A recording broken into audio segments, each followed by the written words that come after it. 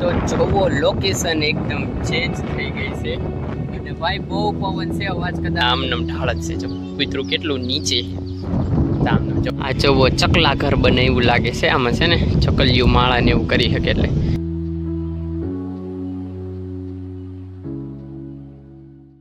નમસ્કાર દર્શકો, કેમ છો બધા? મજામાં? આશા કરું છું કે બધા મજામાં જશો. આજે બ્લોગની શરૂઆત થઈ ગઈ છે સવારના પોરમાં. ભાઈ સાહેબ મસ્ત માહોલ છે અત્યારને. જો નહીં વાદળ છાયું વાતાવરણ છે, વરસાદ નથી એટલો બધો, તડકોય નથી.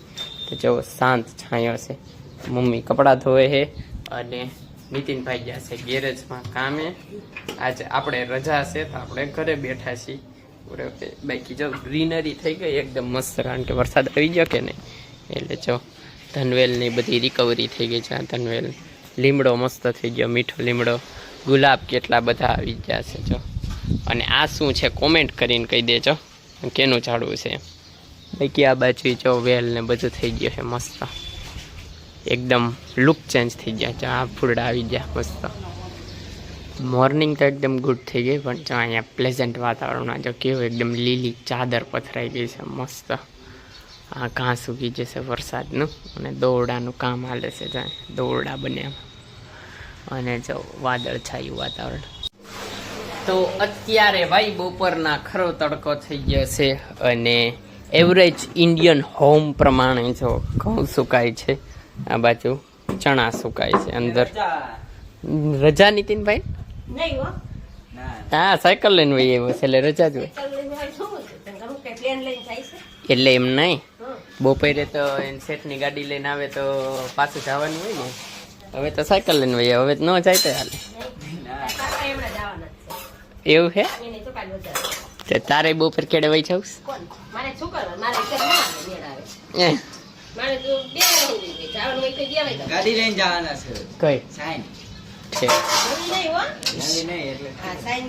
એમાં હે ને ઓલો આવું નખાઈ દઈશ. આવું નખાવાનું છે. આને શું કહેવાય? હા, હુક. છો મારે ટિફિન રહી જાય ને, ટીંગાઈ જાય ટિફિન. કારણ કે મારે રોજ છે ને પાછું હું કામે જાઉં ને એટલે રૂમાલે બાંધીને લઈ જવું પડે. આમાં કેમ મૂકશે? જો નવી ગાડી લઈને તો હું કામે જાઉં નહીં, કારણ કે ત્યાં ભાઈ પાર્કિંગના બધા ઇસ્યુ હોય. કોઈક ઇન્ડિકેટર તોડીને વહી જાય, ખબર ન રહે. આપણે કામે હોય પછી પાસે જાવી ગાડી લેવા તો ખબર પડે કે હાલ લે.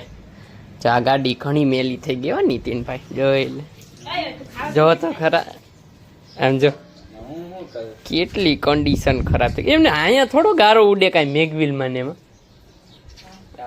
બહુ.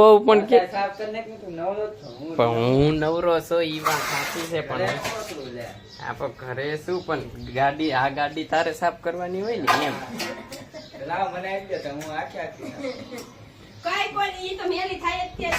કેટલી મેલી છે જયલા. ચોમાસું આવું, ચોમાસું આવું ઉનાળા વાળું છે એવું ચોમાસું. અને આ તો જો આ તો કઈક અલગ જ છે. અહીંયા છે હવે અત્યારના એટલી મેલી ન થાય, પણ તોય અચ્છા.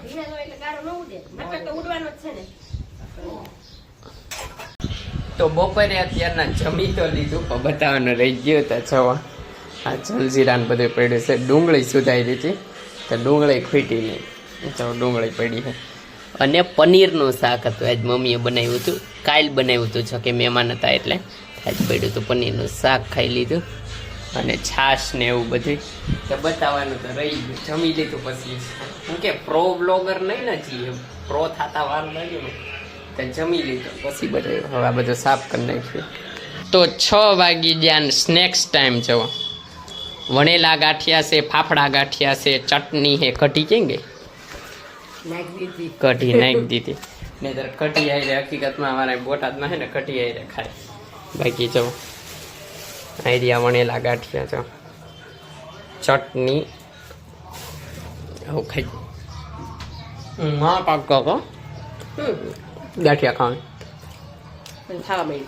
ખાવા મળ્યું.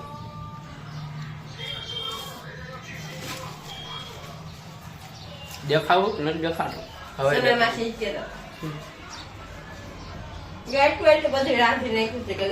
તો જોવો લોકેશન એકદમ ચેન્જ થઈ ગઈ છે અને ભાઈ બહુ પવન છે, અવાજ કદાચ આવતો હોય છે કે નહીં કાંઈ ખબર નથી. જો કઈ જગ્યાએ આવ્યા છીએ, બોટાદમાં ફાડરવાળા મેલડીમાનું મંદિર આ બાજુ છે. અમે જો આ રસ્તેથી આમ અહીં પાર્કિંગ ને એવું બધું છે. બાકી જો અહીં તાવા ને એવું થતું હોય પ્રસાદી માતાજીની. બાકી આખું બોટાદ દેખાય છે અહીંથી ચાલુ થાય લાઈન ટુ લાઈન આખું બોટાદ એમ. અને અમે એકદમ પહાડ ઇલાકામાં આવી ગયા છીએ. જો આ આમનમ ઢાળ જ છે, જો કૂતરું કેટલું નીચે આમનું. જો બસ જાય છે, સિટી બસ દેખાય ને ચીની એવી રસ્તો પૈકી મસ્ત.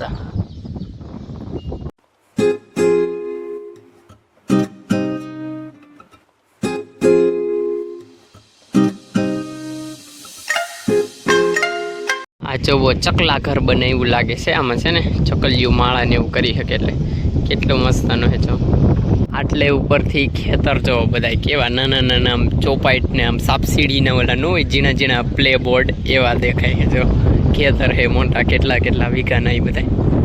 ઓલ રાઈટ જી, તો અત્યારે ઘરે તો ક્યાં ના આવતા રહ્યા, 11:15 થવા આવ્યા. એટલે 11:15 નહીં, જો 11:05 થઈ છે. અને હવે આ બ્લોગને એડ કરી દેવી. બહુ ઝાઝા ટાઈમે બ્લોગ આવી છે, લગભગ 12-13 દિવસ સમથિંગ થઈ જાય. તો આ બ્લોગ નાનો એવો, કારણ કે થોડુંક શું કહેવાય આગળ વચ્ચે ગેપ પડી ગયો ટૂંકમાં એમ. બાકી બ્લોગ હવે આવતા રહેશે ધીમે. અને અત્યારે આવતા રહીએ છીએ ઘરે. બાકી તો જમી તો લીધું છે. આમ જો જીવડું ભાઈ ચેન્જ જો હવે હે ને બ્લોગને એન્ડ કરી દેવી. પવન બહુ સારો છે, વચ્ચે વરસાદ પડ્યો, પણ હવે જાઉં ધાબા ઉપર ચાવી ધાબા ઉપર. અને આ બ્લોગને એન્ડ કરી દેવી. જો તમને આ બ્લોગ ગમ્યો તો લાઈક કરજો, શેર કરજો, મારી ચેનલને સબસ્ક્રાઈબ કરજો. મળી આગળના બ્લોગમાં. ત્યાં સુધી બાય. અને હા, ખાવાનું પીવાનું મજા નહીં.